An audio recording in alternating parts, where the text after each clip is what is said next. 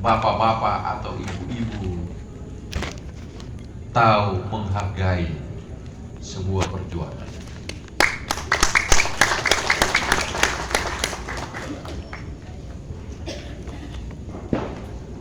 Rumah dinas ini sudah dihuni oleh kurang lebih beberapa pemimpin Bolmong Raya. Mulai dari Pak I. Adam Mufoli almarhum, Pak Dr. Andus Haji S. Pakutungan, Pak Dr. Andus Haji Muda Mukuginta, orang tua dari Pak Sekot. Kemudian Ibu Marlina Mohasiaan 10 tahun memimpin di Bolmong Raya ini. Tetapi ketika pasca pemekaran tahun 2007, ketika Bolmong Utara dan kota-kota Mobagu menjadi sebuah daerah otonom baru, seolah-olah kita berkata selamat tinggal Ilonggo. Padahal sejarah telah mencatatkan bahwa Ilonggo ini, selain yang saya sebutkan tadi, tapi juga kalau dia boleh bercerita tentang sejarah, maka di gedung yang menjadi gedung sejarah ini, dia akan berkata, saya telah melahirkan 5 kabupaten kota saya telah melahirkan berbagai kader di Bolmong Raya, dan bahkan saya bisa menjanjikan masa depan Bolmong Raya dilahirkan di gedung Ilonggo yang sangat baik. Tetapi saya gedung ini tidak boleh berkata-kata. Maka anggaplah saya malam hari ini mewakili gedung ini untuk boleh berkata-kata sedikit saja. Jangan marah gedung kalau kata-kata saya tidak sesuai harapan gedung ini. Karena para penghuni ini mulai kemarin kami sudah pindahkan di tempat-tempat lain.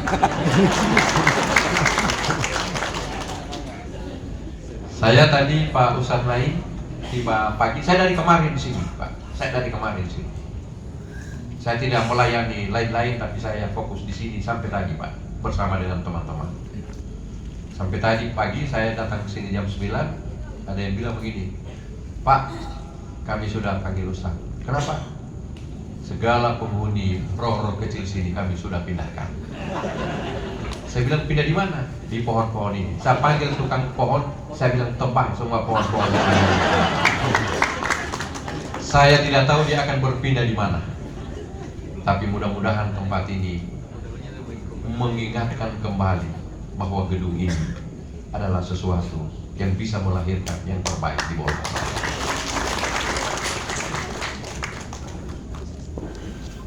Kalau di catatan saya membacanya kurang lebih 14 tahun gedung ini ditinggalkan.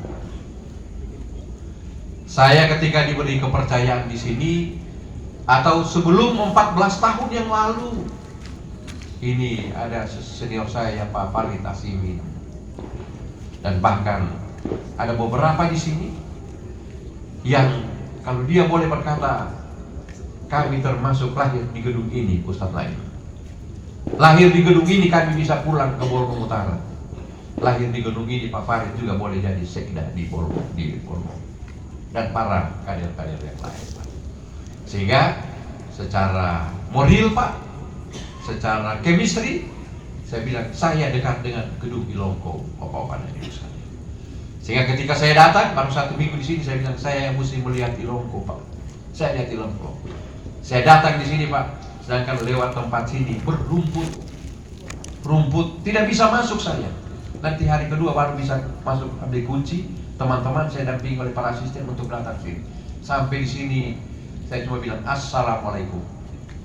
Salah satu warga yang mencintai, mudah-mudahan sedikit pun saya akan sentuh gedung ini untuk boleh digunakan bersama.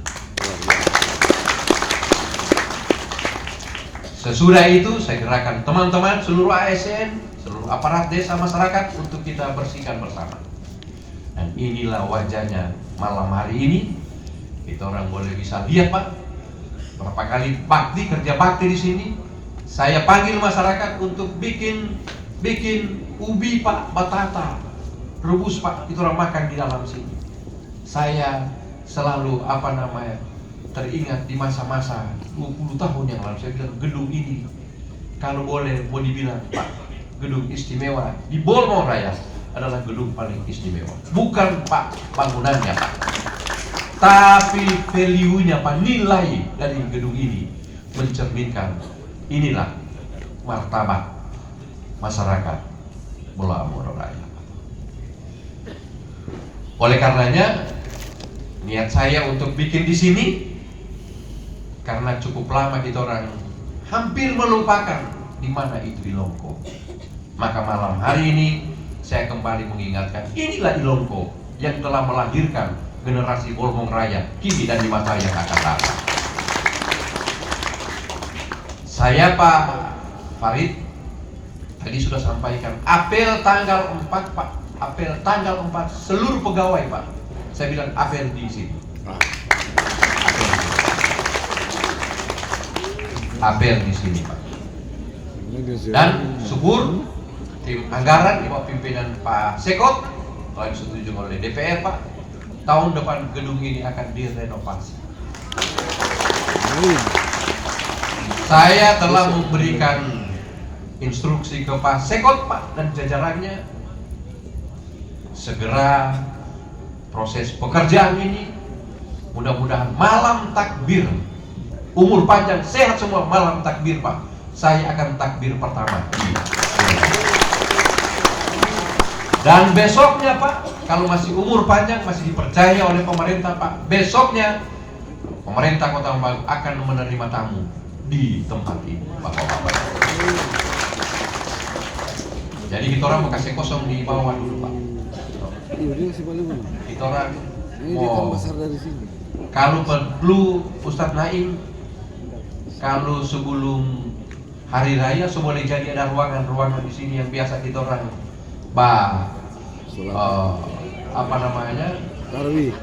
tarwi Pak di sini. Tadarus Pak, kita orang mau sholat di sini Pak.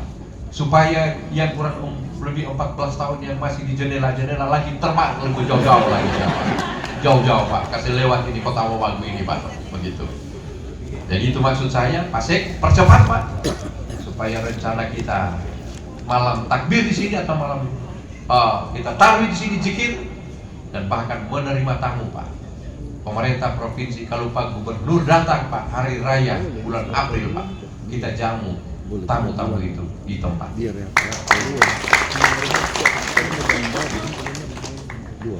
Ini maksudnya acara ini buat di sini Pak, karena pasti ada para generasi ini yang belum tahu gedung ini, apa simbol gedung ini Bapak-bapak. Makanya tanggal 4 saya bikin apel di sini supaya juga ada pegawai-pegawai yang bukan orang Kota Mobagu tahu bahwa oh ternyata di Kota Mobagu ini ada gedung yang bersejarah, ada representasi gedung infrastruktur Pak Kota-Kota Mobagu yang menjadi milik kita semua Pak. Saya tadi 2 hari ini duduk sini, kalau lihat di bawah ini Pak, saya bilang saya membayangkan tanggal 4 April Pak, saya berdiri di sini, saya sudah bilang saya berdiri di sini, saya akan berdiri di depan sini Pak, di sini Pak. Kota Mobagu ini kalau berdiri di situ Pak, cuma mau pegang satu logo begini Pak, dapat lihat semua di Kota Mobagu Pak. Dapat lihat semua Pak. Artinya Pak, kalau kita orang apel di sini dan kita orang zikir di sini Pak, apa yang diucapkan oleh Ustadz tadi, Ustadz Naim, Ustadz Agus, oleh Ustadz Dhani Pak, biar mengada begini, sesudah itu mudah-mudahan akan ke sini Pak dan bisa membawa rahmat untuk masyarakat Kota Mobagu. Zikir mudah-mudahan malam ini nilainya, value-nya Pak, itu yang saya harapkan. Kemudian Bapak-bapak dan Ibu sekalian, ini tinggal beberapa jam kita mengakhiri tahun 2023.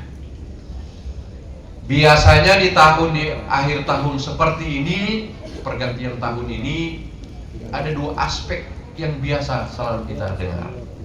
Pertama adalah merefleksi Kita merefleksi perjalanan 2023 itu, Bapak-bapak dan Ibu sekalian. Biasa di tempat-tempat tertentu ada diskusi tentang refleksi akhir tahun, Bapak-bapak dan Ibu sekalian.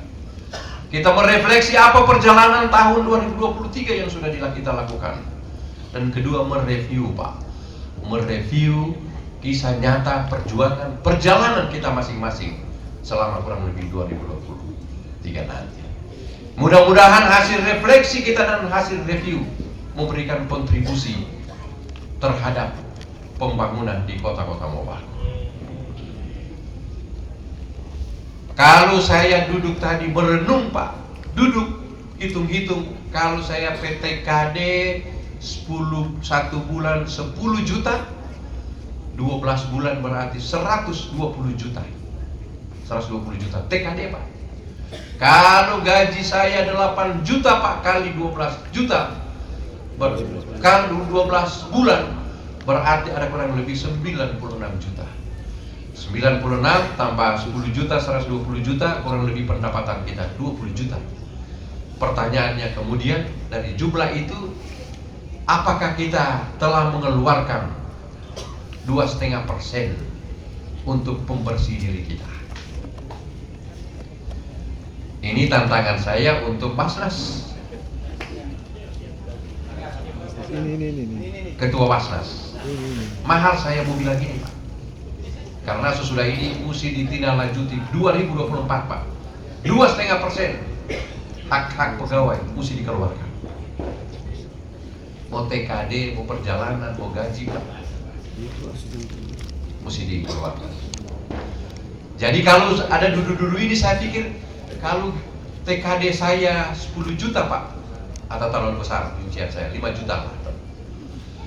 Karena berbeda tuh. Di provinsi, kalau di sini kan tuh Pak Farid beda tuh, begitu kan.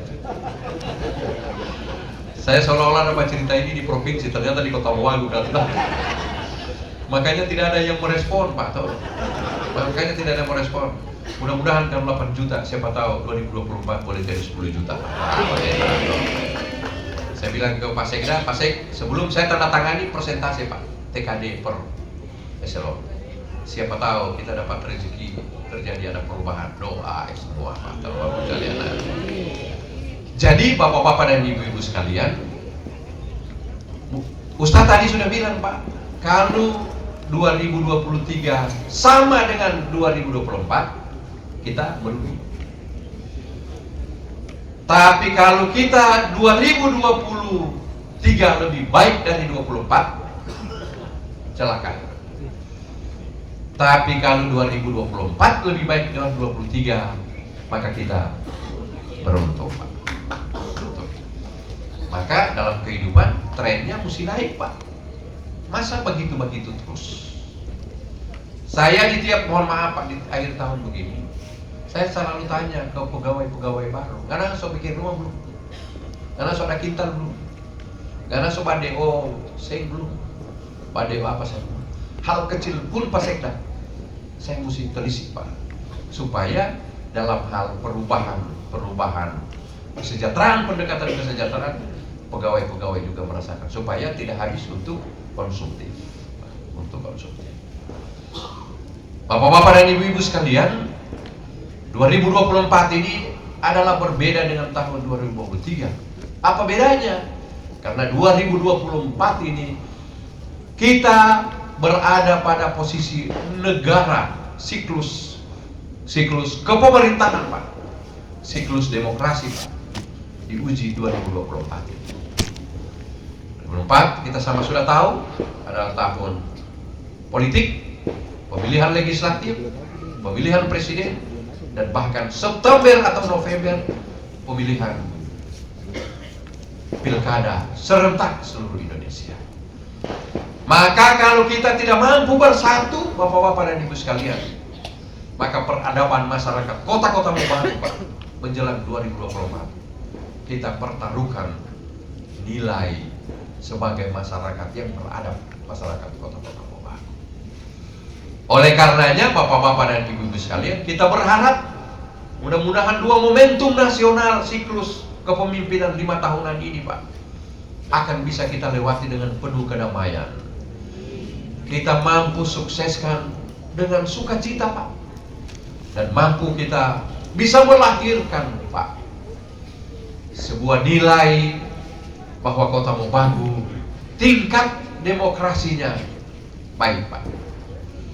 Tingkat demokrasinya sebuah daerah, Pak, itu ditentukan bukan siapa menang, siapa kalah, tapi salah satu parameter demokrasi, pengakuan sebuah demokrasi daerah adalah tingkat partisipasi pemilih datang, Bapak-bapak dan Ibu sekalian. 5 tahun yang lalu, 4 tahun yang lalu, 4 tahun lebih tahun yang lalu, saya menanya berapa persen partisipasi pemilih kita. Kita berada pada angka 70%, Pak. Saya bilang, saya menargetkan 2024 tingkat partisipasi pemilih, Pak, kita mendekati angka 90%, Bapak-bapak. Apa artinya? Bahwa wajib pilih, saatnya pemilihan, mesti keluar, Pak, datang menggunakan hak pilihnya. Karena ukurannya, Pak, sekali lagi derajat keberhasilan demokrasi sebuah daerah ditentukan oleh tingkat partisipasi pemilih, Bapak-bapak sekalian. Mudah-mudahan kita semua diberi kesehatan, kekuatan, dan mudah-mudahan dengan dinamika politik, Pak, yang tidak menentu tiap hari, mudah-mudahan kita tidak terbawa, apalagi teman-teman jajaran saya, pemerintah, Pak, para pejabat, mudah-mudahan tidak terbawa kepada gelombang-gelombang politik yang tidak menentu. Kita konsisten, Pak. Kita konsisten bahwa penyelenggaraan pemilihan legislatif, pemilihan presiden akan sukses di kota-kota Mobagu. Saya kira ini hal-hal yang dapat saya sampaikan. Sekali lagi saya menyampaikan terima kasih Pak Ustadz, Pak Ustadz Naim, Agus, Pak Ustadz Dani, Ketua Majelis Ulama, Ketua Basnas, Muhammadiyah NU, karena kita sederajat, Pak. Kita mitra, Pak. Kita mitra, Pak. Kalau ulama dan umara, Pak, duduk bersama memikirkan tentang negeri ini dan kita sama konsepsinya, Pak, persepsinya, mudah-mudahan Kota Mobagu menjadi kota yang kita idamkan, menjadi kota yang baldatun taibatul warabul kafur. Demikian yang dapat saya sampaikan, lebih dan kurang saya mohon maaf. Billahi taufiq wal hidayah. Wassalamualaikum warahmatullahi wabarakatuh.